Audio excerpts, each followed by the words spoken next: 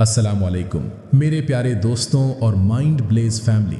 क्या आपको मालूम है कि आपकी ज़िंदगी की सबसे कीमती चीज़, आपकी अंदरूनी तवानाई सबसे ज़्यादा कहाँ ज़ाया होती है?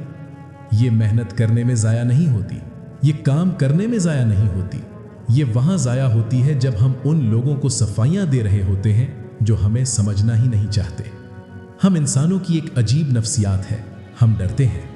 हम इस बात से डरते हैं कि कोई हमें बुरा न कह दे। हम लंबे लंबे मैसेज टाइप करते हैं, हम कस्में खाते हैं, हम रोते हैं ताकि सामने वाला हमारा सच मान ले। लेकिन क्या आपने कभी गौर किया है, जिसने आप पर शक करना है वो आपकी कस्मों के बाद भी शक करेगा, और जिसने आप पर यकीन करना है वो आपकी खामोशी को भी समझ जाएगा। अल्लाह ताला ने कुरान मजीद में इस ज़हनी अजाब का कितना खूबसूरत हल बताया है। सूरतुल मुज़म्मिल की आयत नंबर 10 में अल्लाह रब्बुल इज़्ज़त फरमाता है, वस्बिर अला मा यक़ूलून वहजुरहुम हजरन जमीला। ज़रा इस लफ्ज़ हजरन जमीला यानी खूबसूरत दूरी पर गौर करें।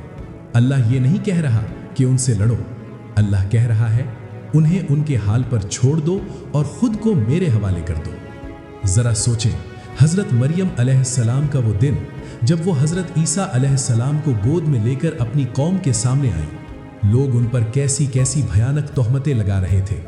अगर वो चाहती तो रो रो कर दहाइयाँ देती, लेकिन अल्लाह का हुक्म क्या था? कह दो आज मैं किसी इंसान से बात नहीं करूंगी। उन्होंने खामोशी इख्तियार की, और फिर क्या हुआ? जब इंसान खामोश होता है तो अल्लाह बोलता है। अल्लाह ने उनकी सफाई के लिए एक नौज़ायदा बच्चे को बोलने की ताकत दे दी। याद रखें, जब अल्लाह किसी की सफाई देने पर आता है तो पूरी दुनिया गूंगी हो जाती है। आपको हर किसी को जवाब देने की जरूरत नहीं है। खामोशी कमजोरी नहीं, एक बहुत बड़ी ताकत है।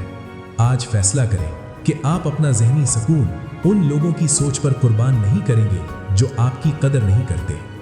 अगर आपका रब जानता है कि आप सच्चे हैं तो फिर सारी दुनिया भी आपके खिलाफ हो जाए, आपका बाल बेका नहीं कर सकती। हिम्मत न हारना दोस्तों, अपनी खामोशी को अपनी ताकत बनाएं। कमेंट में जरूर लिखें, मेरा रब मेरी तरफ से काफी है। अपना बहुत ख्याल रखें और अल्लाह हाफिज।